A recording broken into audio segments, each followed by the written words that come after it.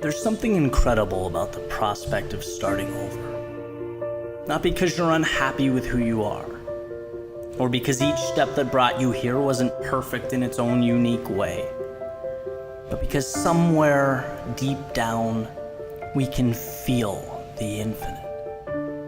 We know that when it comes to what's possible, we are a flicker of light in a galaxy of stars, waiting to take shape, find our way, to shine out across the very elements from which we came. See, beginning again simply means a new chapter. It means the next adventure. It's places you've never gone, people you've never met. It's stories untold and dreams still dancing around in your head. There's an old Dr. Seuss quote I remember as a kid. He said, "Sometimes you will never know the value of a moment until it becomes a memory." And turning the page on that chapter is, if nothing else, a temporary reminder that we are in the very moments we'll look back on and smile. It shines a spotlight on the people that mean the most and reassures us that the small stuff just might be the big stuff. After all, life doesn't dwell on the heartbreak or the times we fell, but the times we got back up. The times we looked with confidence at the road ahead and smiled at the horizon as each fleeting moment is discovered for the very first time.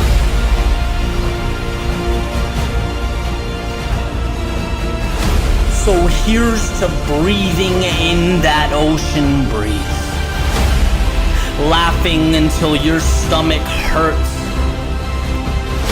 Here's to dreaming like there are no rules and living like there's no tomorrow. To creating your masterpiece, one word, one note, one brush stroke at a time. To dancing when the music isn't playing and sharing your song when it is.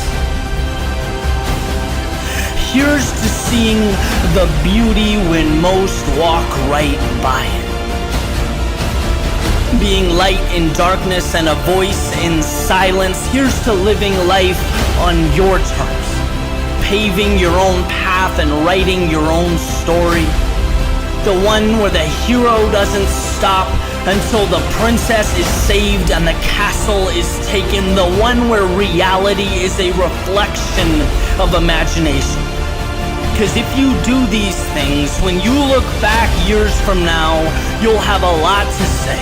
But I promise you, I wish won't be one of them. Not because of what you were given, but because of what you chose to see.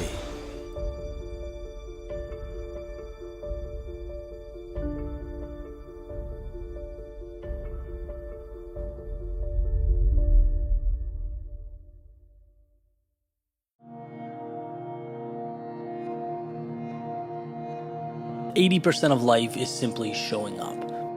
Because no matter what you do, and this is such an interesting truth, it's like no matter how much you love what you do, there are days where you just aren't in it. You just mentally, and maybe even physically, you're just not there. And those are the days when it's most important to start.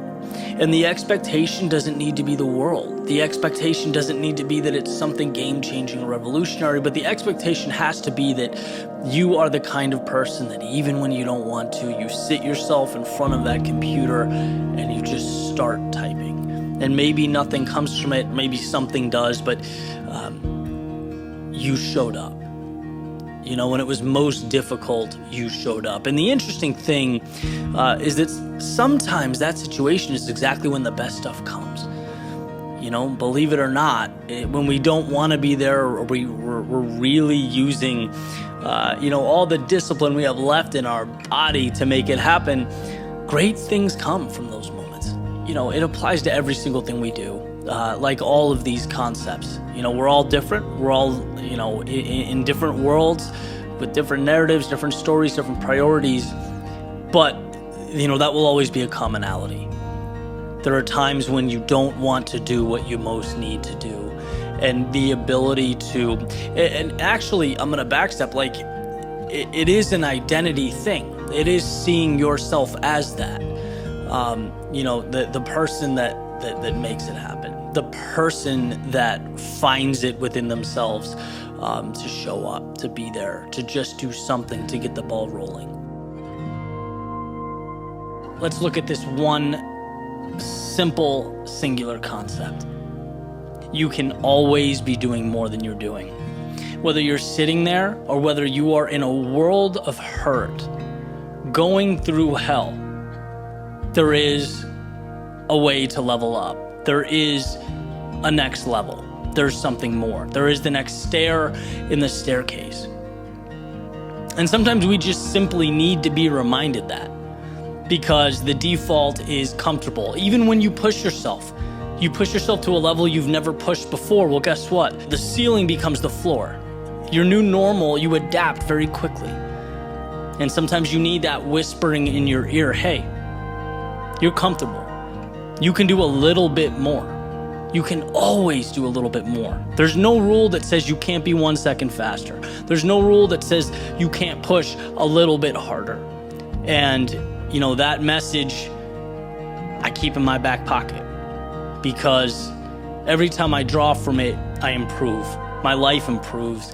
And, if you have aspirations, which I know everyone listening to this or watching this does, right? That's why we watch this content. That's why I create it. That's why you guys do what you do. We want more. We know what we can get from life. We know that infinite pool of possibility to draw from. So why waste it? And the more you get that reminder, no matter what you're doing, hey, there's more in you, period. That will never be a false statement. There is more in you. Right? And I'm really implementing that right now into the creative aspect of my life. I went from one video every 10 days to one every day. And there's a growing pain, and sometimes it's difficult, sometimes it's it's tough to be able to create at that level. But the reward is through the roof. And the change, it occurs quickly. And I was talking to someone about it, and he says, well, that'll be nothing when you're doing 3 a day. And it's like, that's the way you need to look at the world. There's always more in you. And if you don't remind yourself of that, it just goes untapped, right? Like, again, I could easily see a situation where I just put out 1 video a day or 1 video every 10 days for the rest of my life. I'd never know. I'd never know what that other door could unlock. So whether it's running, whether it's work, whether it's at home, whether it's a relationship, whether it's something you're building, whether it's something you want to create, whether it's something you want to stop doing, you can always be doing it a little bit better, a little bit faster. And that's what this video is about, and I hope you remember that. I hope this is that whispering in your ear that you need, to remind yourself, hey, I'm operating here at a fraction of what I could be doing. I'm tiptoeing right now. I could be sprinting. So I want to start with a story about cliff jumping with my friends. Maybe 4 years ago now, we flew into Las Vegas, spent some time in Vegas, and then we hit like national parks in Utah and then Arizona, and went all the way up the coast. When we were in Lake Tahoe, at the very end, there was this spot to cliff jump. This really, really high peak. And, it's notorious, and it was just like a scary thing. And I remember walking up, there were 3 of us, and 2 other people were there. It's like you have to hike up to it. It's kind of in the woods a little bit. One of my buddies walked up, and, we thought he was going to jump right off. And he stood there and he looked down. And he looked down for, I don't know how long, a while. Ultimately jumped.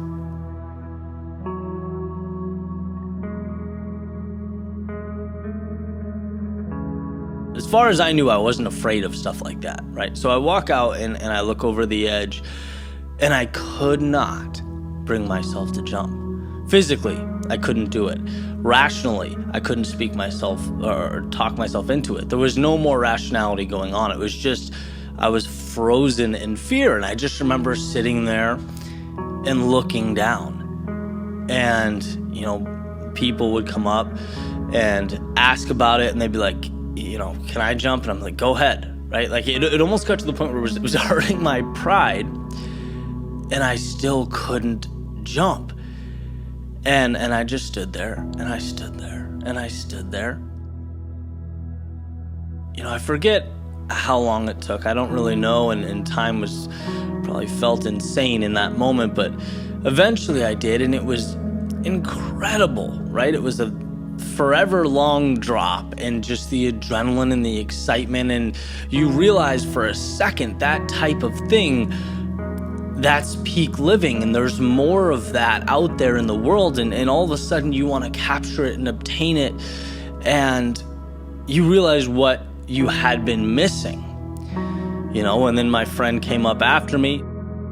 He stood there for just as long too, right? It's a very weird thing, and it's hard to explain.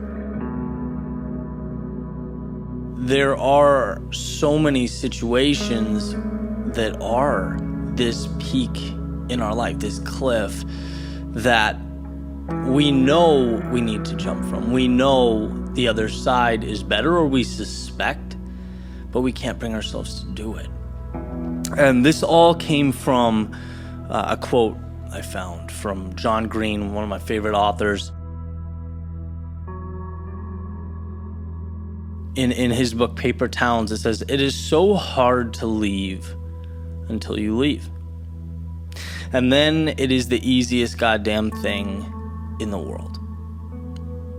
And that's right on the money, right? Being on the edge of that cliff, it is terror, sheer terror. It is so hard to make that jump, and then you do, and it's like life opens up. And it's the same thing in this case, right? It's so hard to leave until you do. It's terrifying to uproot, to change, to go somewhere you don't know. But once you do, life opens up. It's incredible. The other side is beautiful, and it's waiting for you. All of this is coming to a single point, a rule that I use to guide my decision making.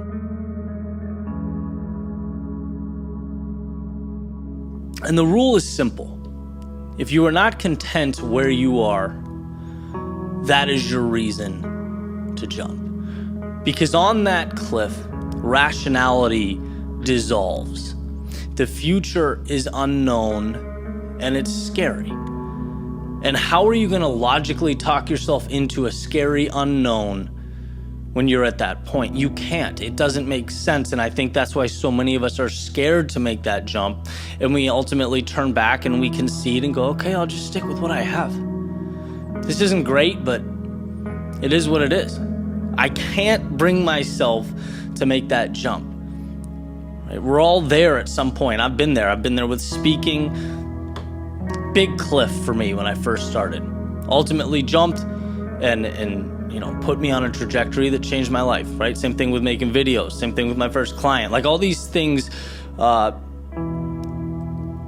terrifying. And in the moment, you can't logically speak through them, so you just have to go. And it's like, well, how do you logically explain? You don't, you just go. Because if the present, here's the rule, if the present is not making you content, go, jump, right? Never forget that the path, the future is comprised of 1 trillion paths, and you can bend them and shape them and remake them. And sometimes it won't work. Sometimes it'll, blow up in your face. But again, you're still presented with an opportunity to adjust and remake and bend and reapproach and continue forward, right? The only way to lose is to stay on that cliff for the rest of your life. And so if you needed some type of rationality, if you needed some type of reason, I'm hoping that maybe I can give that to you today. If you are not content where you are, jump. Because somewhere along the way, you'll figure it out.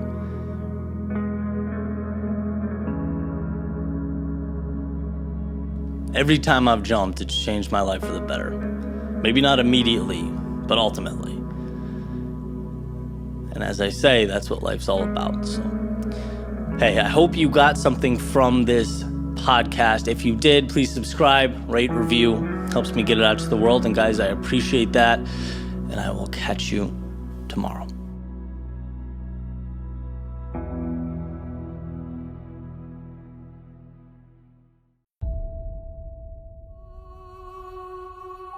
I was sitting in my office, dimly lit, head in my hands, disappointed.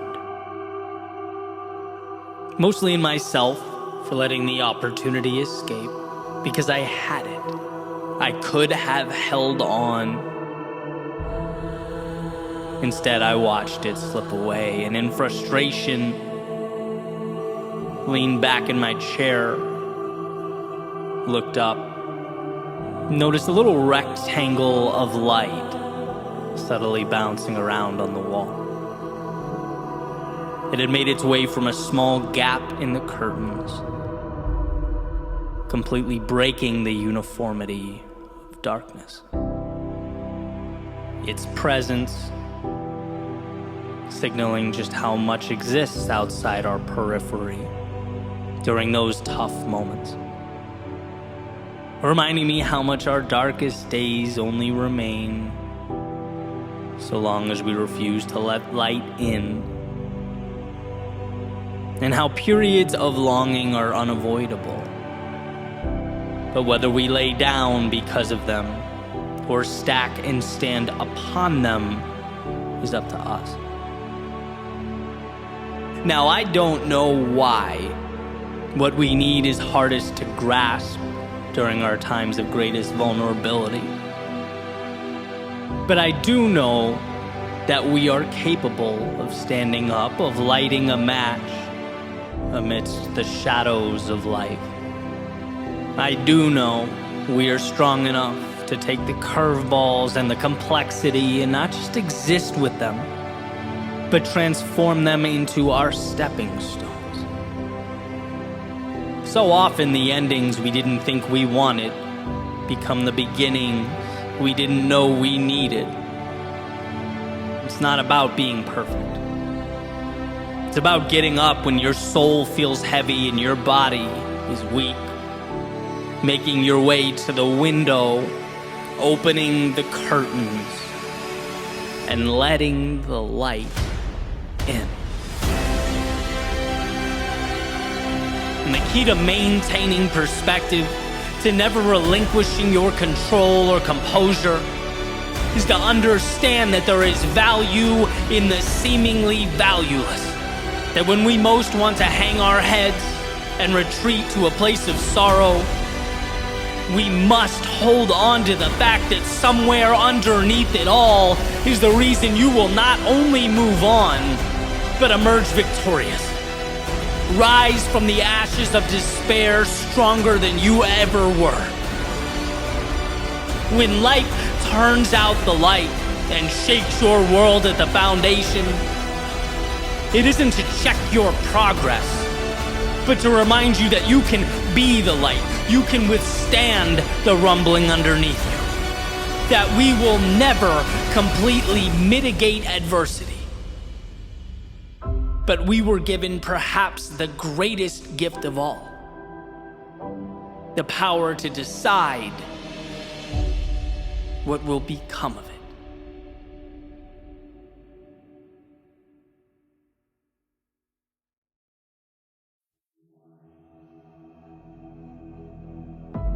What's the difference between simple and easy? Well, simple is straightforward. uncomplicated. Easy, on the other hand, means achieved without great effort. The difference between those two words is subtle, but essential to understand. One deals with the complexity of an outcome.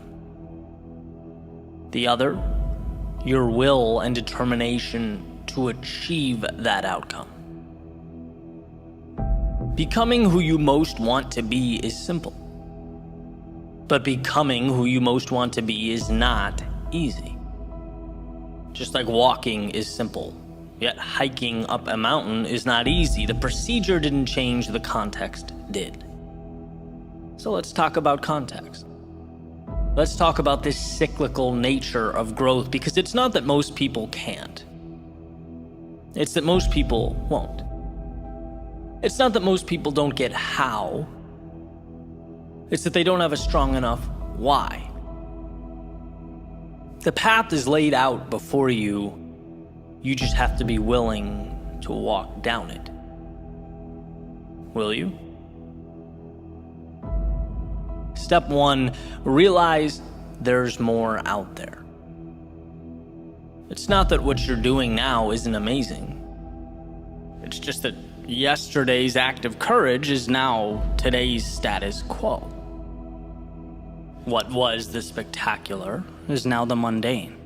What was once the ceiling you had to jump to touch is now the floor you walk on. So at the very least, it prompts you to ask, well, what's next? Simple. Not easy. Step 2, the acquisition of courage. Yesterday's courage was a fight. It took a lot out of you, and it's ultimately what got you here. But it dropped you at the curb, it waved goodbye and went on its merry way, and here you are. You can stay here. A lot of people do. You can reminisce of the glory days, the old path, yesterday's triumphs. Or you can do that perpetually uncomfortable exercise of vulnerability. Stepping into tomorrow's unknown, reminding yourself that life's greatest rewards have a hefty price tag, and that price is discomfort. But I've already played this game, one might think. No, what you did was learn the rules. Now it's time to apply them to a new setting, and around goes the merry-go-round. It might seem like a replication from the horizontal, but here's the secret. You can't see the vertical. You have yet to look down and see your ascent, see what you're becoming. Just by staying on, holding tight, just by believing in yourself enough to begin again, you are fanning those tiny flames of courage in your soul that wait to be spread like a wildfire. Simple, but not easy. Step 3, mistakes. Now, of course, it's not the mistakes themselves you fear. It's what you think those mistakes will mean. Ridicule, embarrassment, lack of direction or identity, losing what you have. But here's the catch. When you realize the upside is greater than the downside, you liberate yourself. When you realize there's more to gain than to lose, your potential for greatness is born. How does one act on this? Mistakes. By making mistakes. By injecting yourself into the turbulence of progress. Our biology has not yet learned that the uncomfortable thing is the right thing, and that's why you get resistance. That's why it hurts. And it's why few people will accomplish what you will. When it comes to your climb, every day is opposite day. When they run out, you're running in. When they play safe, you play for the victory. To become who you might be, you must learn how to get there. Mistakes are your curriculum. Simple, but not easy. Step 4, trust yourself. Okay, sure, no problem, easy. Well, yeah, it's easy when you're getting what you want. But evolution takes time, and there's nothing quite like giving and giving and giving and not getting. There's nothing quite like stepping up to the plate again and again and again and bringing no runners home. So how does one find the strength to continue walking up to the batter's box? Well, growth is exponential, and those swings and misses matter. The infield singles matter. Everything matters. Because it's all chiseling your future self out of stone. Nothing is dependent on the next at-bat as much as all at-bats in the aggregate. That's why success is so often considered to be sheer will, dependent not on the home run, but on the discipline, the self-belief to keep walking up to the plate. Repetition and adjustment. Repetition and adjustment. Repeat and refine, repeat, refine. Those are the materials from which all things are made. Simple, but not easy. And then we have the finale, the ending, step 5. Celebrate and adjust. At some point, you'll be able to look over your shoulder and notice something that perhaps you hadn't before. Space. Space between where you are and where you started. It's not sudden, but gradual. And undoubtedly, with enough persistence, it will emerge. These moments, they are precious. They are times to acknowledge what you've accomplished, the sacrifices you have made. They are life's way of reminding you what you are building and who you are becoming. It's a time of celebration. Every little win means something. Every small victory matters, so relish in it. And then transform it. Normalize it. Recognize that that mountaintop is your foundation now. Your starting point has changed, and so have you, which means so have your expectations. With an increase in ability comes an upgrade to what's possible, what's expected. And look at that. We have arrived at a new step 1. Realize there is more. This is the process for capturing that which life has to offer. If you can fall in love with that, appreciate it, respect it, while simultaneously understanding it's not scary, it's dependent entirely on your ability to push forward. If you can understand that, there is nothing you can't do. Nowhere you can't go. Simple, yes. Easy, no. But you're not in this for easy. You're in it for the journey, the growth, the adventure. You're in it because it's not easy. You'll see in time, as will the world, that this decision to endure was simply the best one you ever made.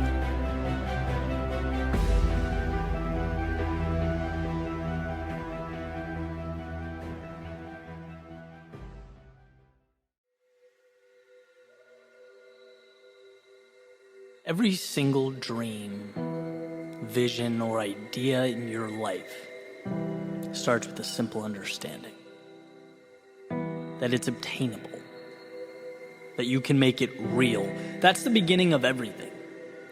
Self-belief is the gatekeeper that stands between current and future. See, if you think of reality as these city walls you're living in, it's not crazy to think that there are going to be people that only know that existence within the walls, right? That's what they see. That's what most believe. It's how they live. It is only self-belief, a confidence in something greater outside those walls, that opens the gate, that expands your reality. And if you don't believe anything good exists on the other side, why begin? If you don't think you're capable of getting there, why start?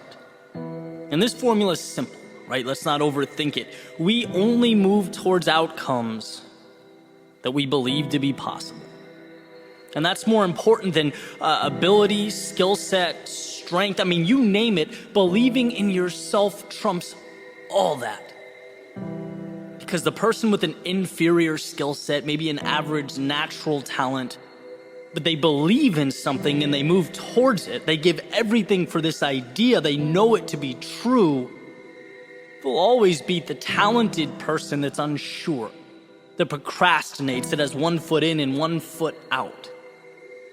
And if you don't believe in yourself, you're building a city on sand, because I'll tell you what, great things, they're great for a reason. They're in rare supply, they're limited, which means not everyone can have them.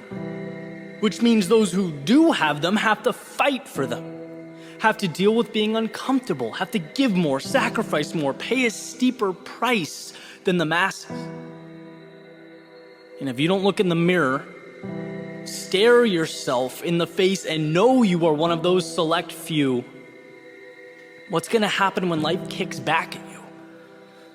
You'll fold. You'll resort back to what you know. You'll flee the battle for safety, security, and comfort.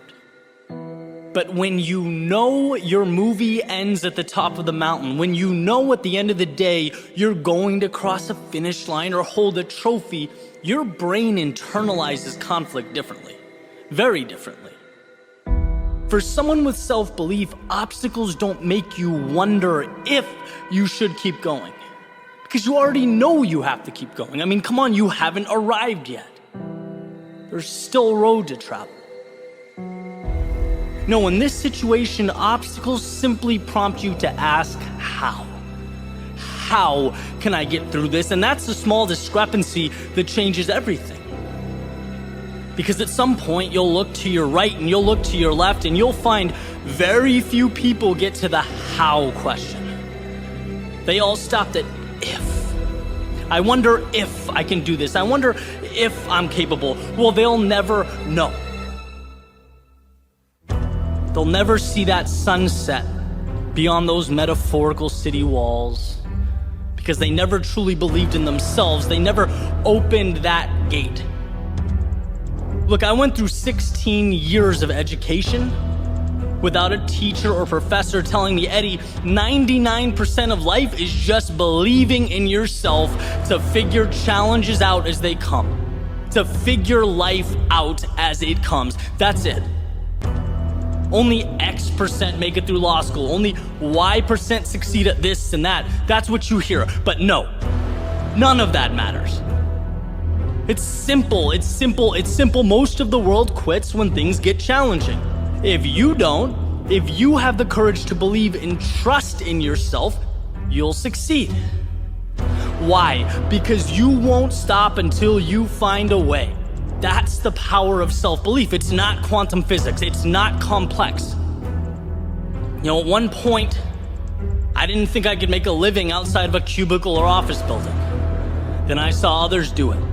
And for the first time in my life, I believed it was possible. I changed my actions to support my beliefs, and here we are. At one point, I didn't think certain financial goals were reality. I didn't know about a free, flexible lifestyle. I wasn't aware of the type of relationships that would change my life. Why? Because they existed outside those city walls. I didn't believe they were real. I didn't believe in myself to create them, to make them in my own life. But with the change in belief comes a change in reality. You will always follow through on who you believe you are. So let's go back to that mirror visualization. At some point today, look at your reflection and think about nothing but what I'm about to tell you. Everything you need, you have. I promise you, you are equipped to change your life, the lives of everyone around you, and the world in which you exist. So take that fact. Feel it and never ask it again. From now on, the question is how. Your fate is not a coin flip, it's a puzzle. It's about arranging the pieces. And those two eyes looking back at you are more than capable of figuring that out. Ask simply, do you want it? And if yes, open that front door, take that first step, and inject yourself into a journey that will be unlike anything you've ever experienced before. A journey where you have the answers, the aptitude, and now the self-belief. And when you find yourself in the lowest of lows or the darkest of nights, find solace in that fact. that will be more than enough to get you to dawn.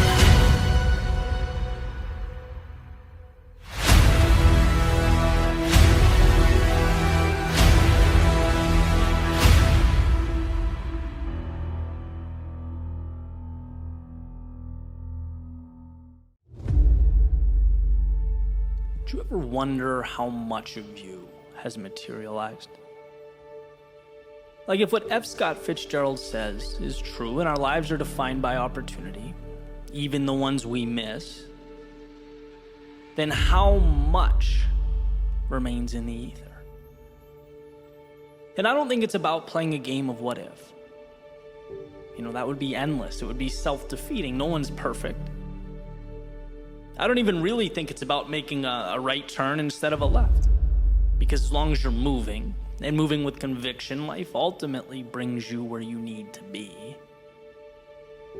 But more, my concern is the steps never brought to pavement.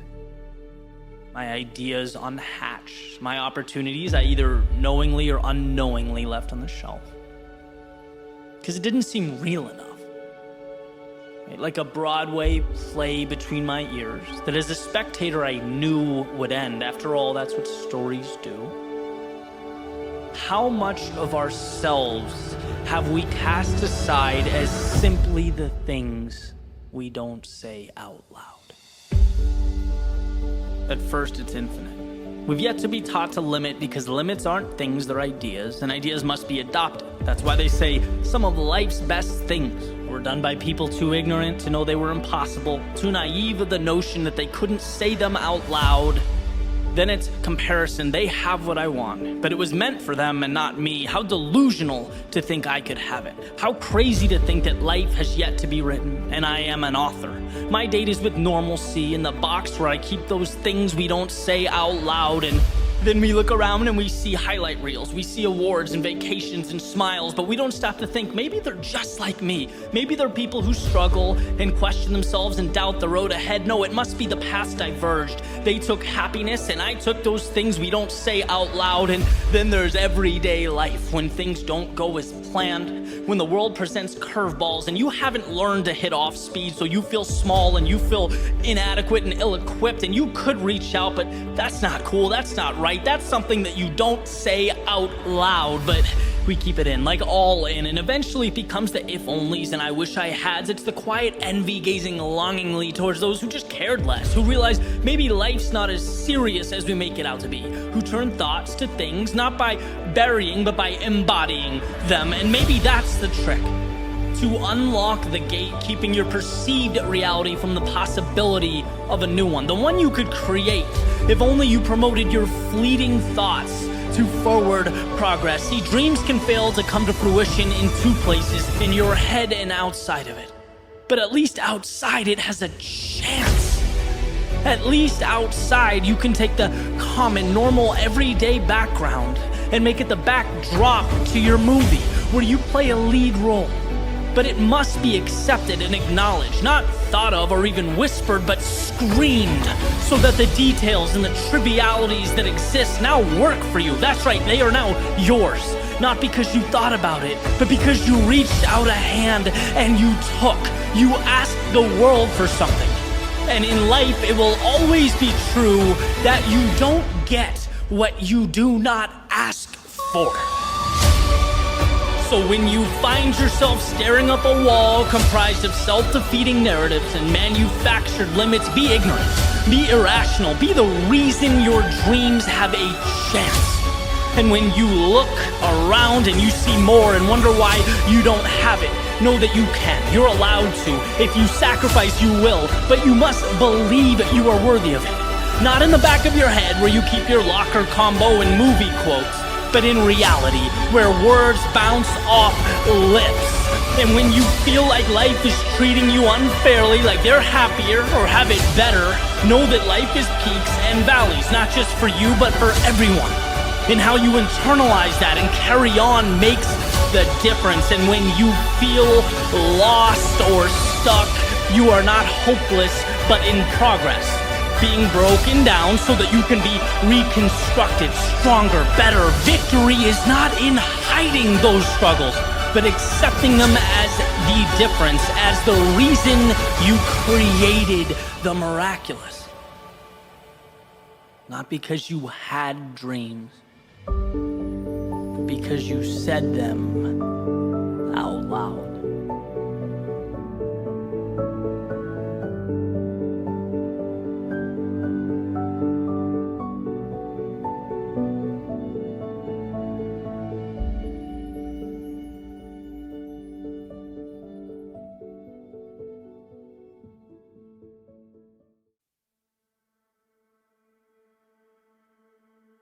Why chase down the difficult things?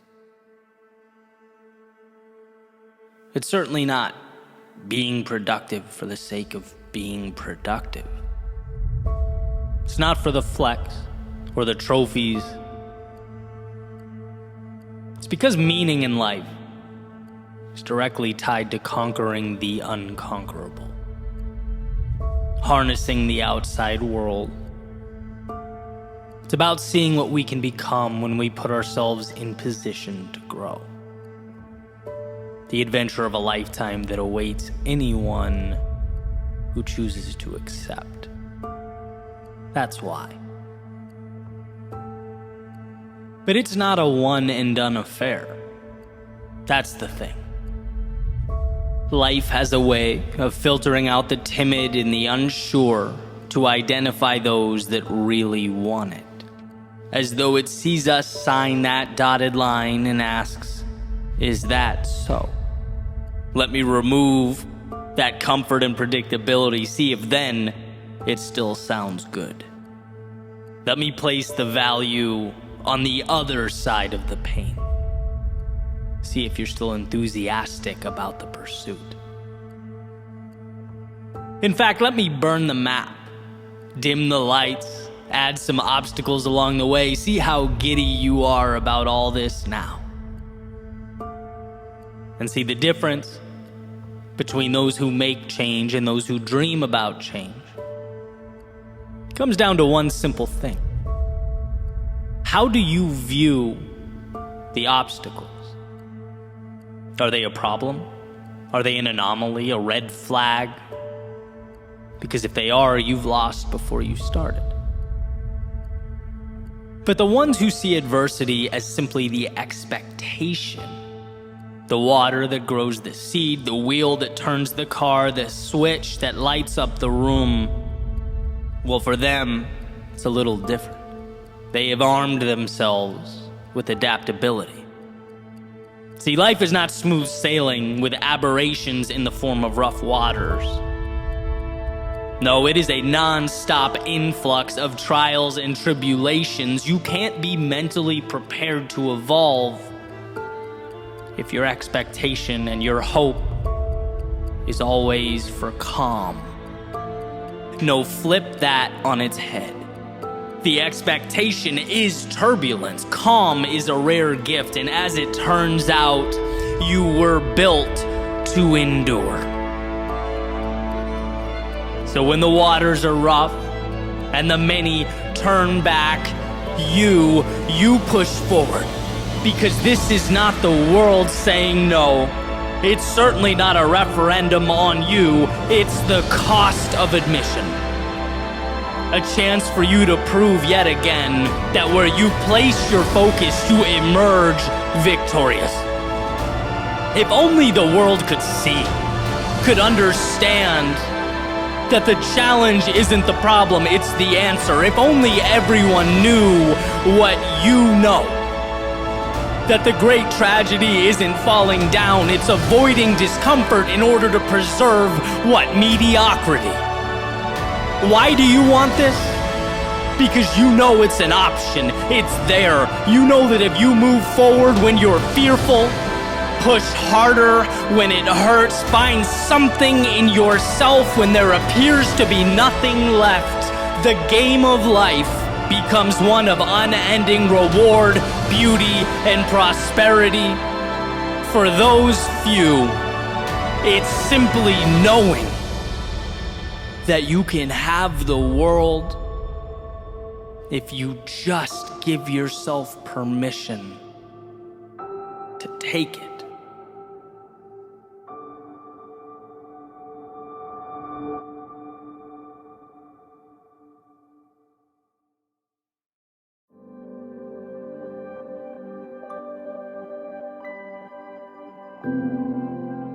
Sometimes the most important things we do in our lives are the product of sheer will, of taking little nothings that surround us and making something out of them. In other words, the greatest opportunities, often the ones we need most, they simply aren't obvious. They're hidden. Hidden behind what looks like difficulty, what appears to be hopelessness. The reason I place so much value on a single step forward when we're overwhelmed or at a low point is because a single step means you're in the game. You're giving yourself a chance to find and obtain those little hidden away pieces that can't be found when we stand still and dwell on a situation. Mobility is empowerment. And when we move forward only with what we have, we're continuously reminded that what we have is enough. We have the tools, the resources, and the ability. We just have to somehow remind ourselves that with those tools, we are capable of building, of creating the incredible. So, quick story about what I believe is the best song ever written. Certainly one of them. And it's a little bit older now, but in 1998, a band called the Goo Goo Dolls released a song called Iris. And that song changed my life. It was the first album I bought. It introduced me to music. I listened to it, probably thousands of times. And even 24 years later, it gives me chills listening to it. And so I wanted to find out a little more about the song. And I came across an interview from Johnny Resnick, who is the frontman and songwriter for the band. And in this interview, the interviewer is asking Johnny about the song. Basic questions, how it came out, how he wrote it, and stuff like that. And there's a few points that I think are amazing. I want to share them with you. First is the state he was in prior to writing the song. He just came out of a divorce, personal life sort of in shambles, coming off of a bad record deal where the label from his previous album had done what record labels are notorious for, and ended up keeping the vast majority of the revenue. He had writer's block, just felt down, and had left his home to stay at a hotel in Los Angeles. Right? Bottom line is, it's not a dream scenario by any stretch of the imagination. And then gets a call from his manager about potentially writing a song for the City of Angels soundtrack. And he says he went and sort of auditioned with what he had, which was 2 lines of a song and a guitar with 2 broken strings. It was evidently good enough. He gets a nod from the label and starts writing. And the verses, according to Johnny in the interview, they align perfectly with the movie, right? It's an angel willing to give up anything, even his immortality, to be human so he could be with this girl, right? And it's this deep dive into, what it is to love someone so much that you give up everything for them. And then, and this is the icing on the cake for me, that's when I realized that I wanted to write about this. The interviewer says essentially, okay, Johnny, the verses align with the movie, but the chorus, this revolutionary, big, beautiful, powerful chorus, it seems to take a left turn. Can you explain that to us? What were you thinking? And he just kind of pauses blankly for a second. And I'm thinking, no, don't you dare say what I know you're about to say. And sure enough, he does. He basically shrugs and goes, I don't know, the words just kind of worked. And, I'm paraphrasing, that's not a direct quote, but that's the idea. One of the deepest, most powerful, beautiful songs I've ever heard is Patchwork, right? Even the song title, he says, was named after a country singer on the cover of a magazine laying next to him, Iris. That's patchwork. It's pieces put together, right? And then as I thought about it for a minute, it's like, of course it is. How perfect, how absolutely perfect. The whole thing is an assembly and construction, a metaphor for the human spirit. Conceived when its author was down and out, right? Taking L after L, called to present an idea, didn't have some crazy budget or equipment to pitch this song. Nope. Moved forward only with what he had in the moment. And that was enough. Then the song, a beautiful depiction of, the movie's theme, combined with elements of real life, his personal situation, what he goes through, maybe even components that mean nothing other than an ability to encapsulate a feeling or an emotion. Words that allowed him to put a bow on all these little pieces himself and get it out the door. And millions of people listened to that song and were changed by it. Not because of what it meant to Johnny, but because it gave them a chance to take it and fit their own worlds and struggles into those same lines. It became a vehicle to inspire others to push forward, to find things in themselves they didn't know were there. This has become one of my favorite metaphors for finding the hero buried deep within yourself.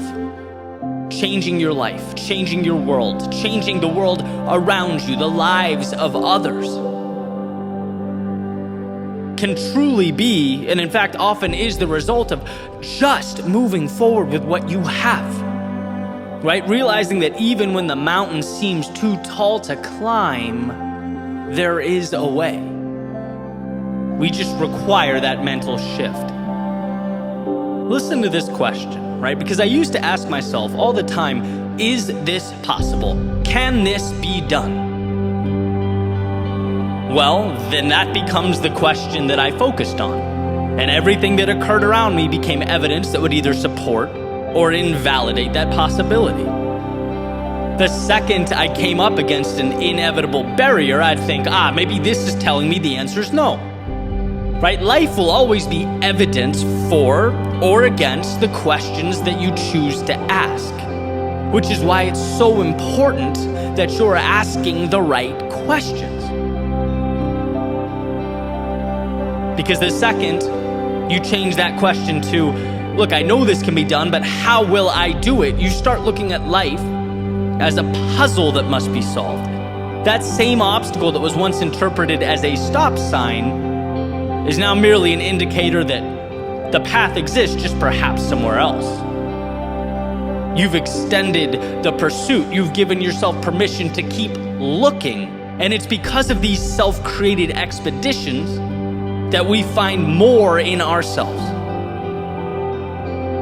Things won't always go perfectly, but when you look at those imperfections through the right lens, you see that this isn't about you.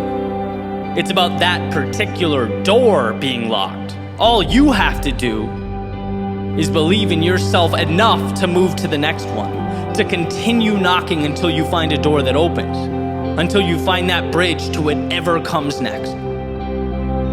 And that's why I love that story about Iris, why I wanted to share it today. It's crafted during times far from ideal, with resources far from abundant, with words far from perfect or related or self-explanatory. But you end up on the other side with this masterpiece. This song that certainly changed my life and definitely impacted many others. And it's like we have to realize when we're sitting on the edge of the bed, maybe it's not divorce or writer's block, but whatever it is holding you back, that's not the end. It's your reason to keep going, to begin again. You don't have to know how things will be, but you do have to know how they won't be. They won't be like this because you won't let them stay this way. And maybe it's not 2 written lines and a broken guitar. Maybe it's moving forward when your strength is not at a 10 out of 10. When you don't really have that spark.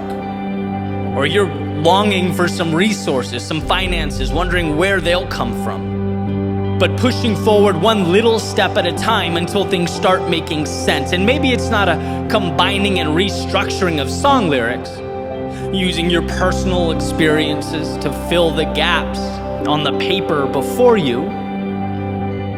But it's trusting that your own story will ultimately tell itself if you don't put the pen down. That the heroes will rise, the villains will fall, and the adventure will continue on. After all, that's what life is. One giant adventure, testing us, pushing us, and transforming us when we're at our lows, while reminding us during the good times why we're lucky to have been gifted that same adversity we once looked at with contempt. Why we're lucky that when everything's made to be broken, as the lyrics suggest, we get to make something imperfectly beautiful with the pieces.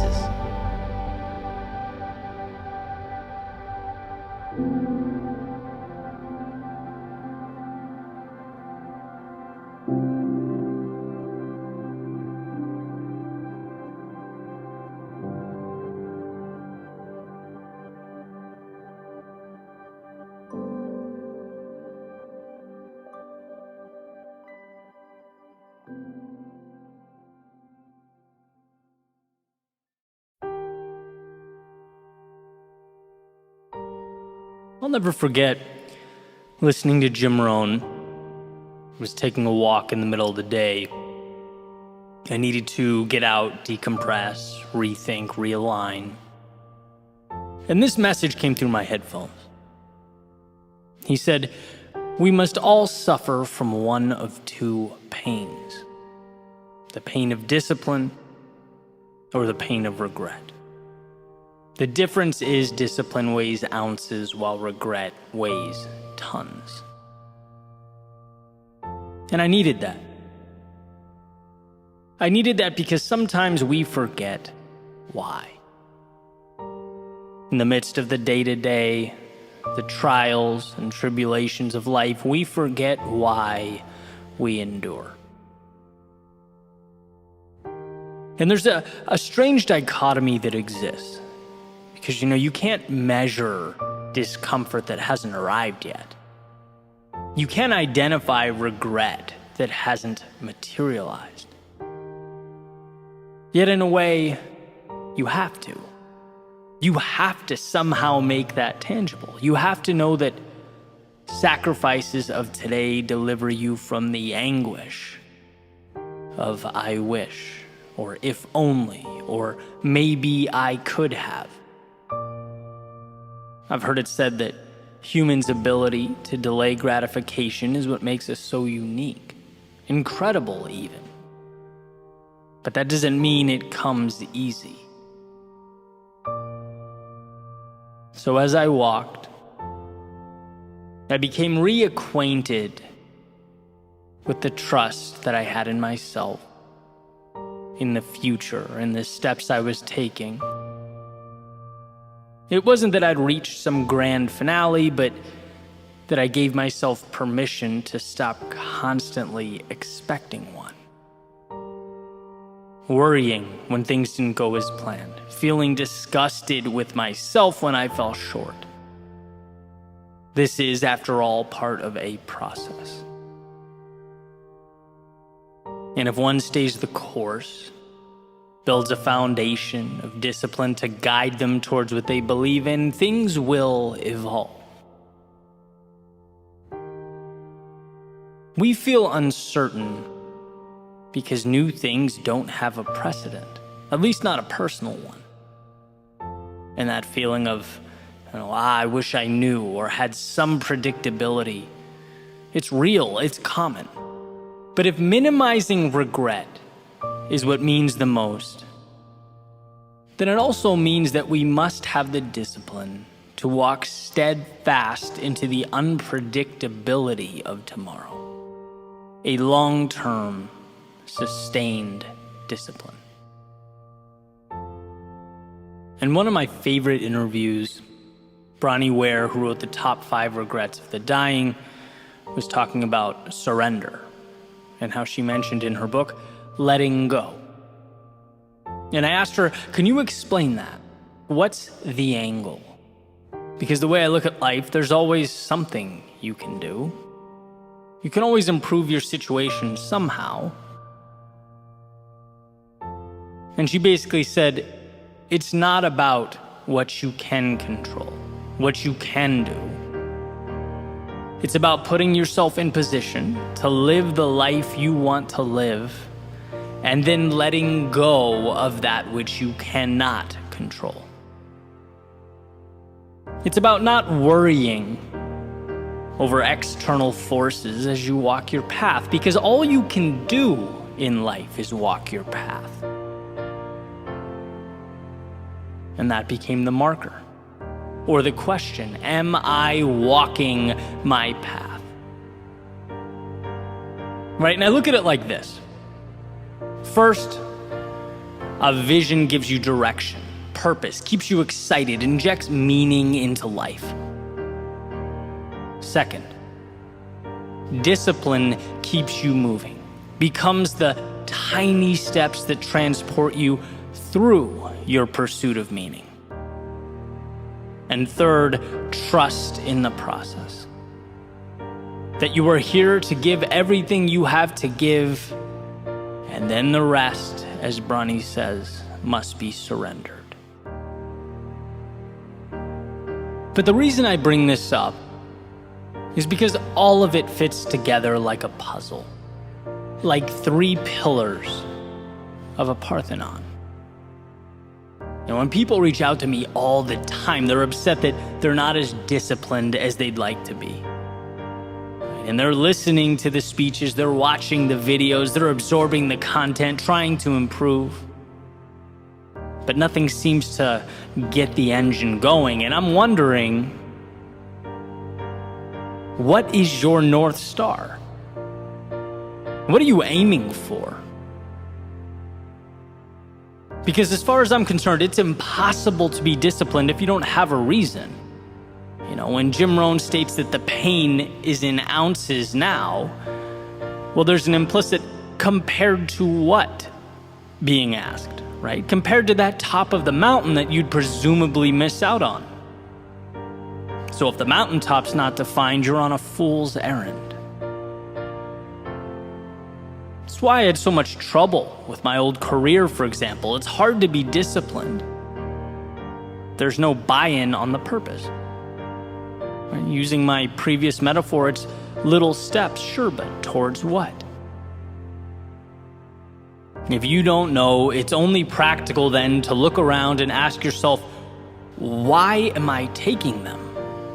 Why not go drink with my friends? Why not stream this series on Netflix until 4 a.m.? Why not skip the workout?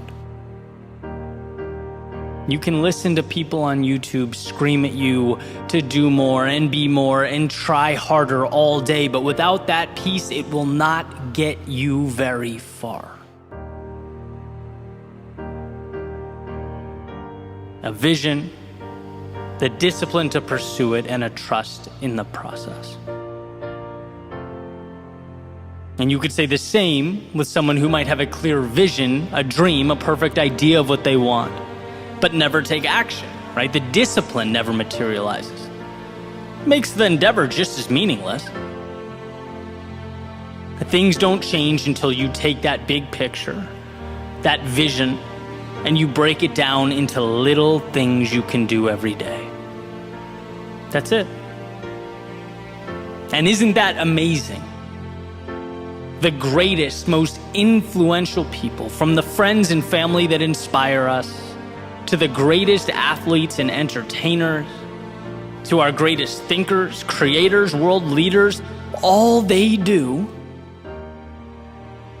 is a handful of things consistently every day in the direction of something that is meaningful to them. A process that has been talked about since the beginning of time. The compound effect, as Darren Hardy calls it. That breakthrough was huge for me. The realization that I don't need to leap any mountain. I just need to ascend one tiny rock at a time. And that is not a superhuman ability. That is a single decision. So here the question isn't, can you be more disciplined? Of course you can. The question is, which few things are most meaningful to you? Which will you be focusing on every day so that they expand and inject value into you and the world? And then, lastly, there is trust. Sometimes the most difficult. Seeing the unseen. Maintaining confidence in that which is unknown. An incredibly challenging expectation in an instantaneous world, a world where things are immediate, feedback is immediate. Messages are sent across the planet instantaneously. Goods and services arrive within hours. We have forgotten patience because it is disintegrating before our very eyes. We are a society of now. But the best things in life, they take time. They require that we hold up our end of the bargain and that we trust life will fall into place. Belief in a process that will come to mean more than anything that arrives in 30 seconds ever could. A vision, the discipline to pursue it, and a trust in the process. So perhaps you're overdue for your midday walk, your little excursion into the soul, to ask yourself, what is it you are moving towards? Why are you doing what you're doing? Does it mean something? And if not, perhaps some adjustment is in order. Perhaps you've lost sight of that North Star that lights up our lives and illuminates the way. Take solace in the fact that life is not as serious as we make it out to be. We don't live in a world of right and wrong, good and bad, yes and no, but a continuum. An opportunity to seek out and find the beautiful ups and the meaningful downs, to set our sights on the horizons that matter.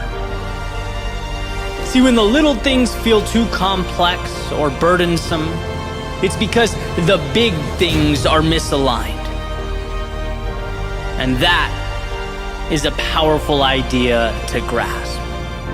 It's never that life is too difficult.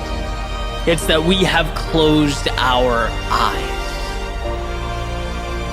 So don't be fooled by those selling you reality as some problem, some obligation that must be dealt with. No, today is the greatest gift of your lifetime. And the same will be true every day moving forward. And to echo Jim Rohn, absolutely it is a gift comprised of sacrifice, discomfort along the way. But that's a small price to pay for entry to the show, for the ability to embrace the mystery and embark upon the adventure when you're pointed to the right North Star. Well, the road, it feels less treacherous on your feet. The hills less strenuous on your legs. What we often deem to be a lack of preparedness, ability, strength, well, might just be a lack of alignment. So adjust. Because this world, flexible and limitless, invites you to do just that.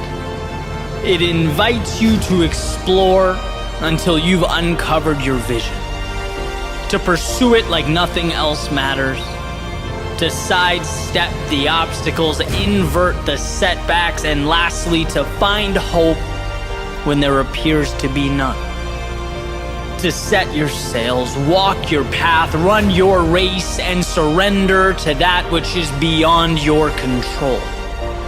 And you'll find that with a vision, with discipline, with trust in the process, there is no situation or circumstance outside the scope of what's possible for you.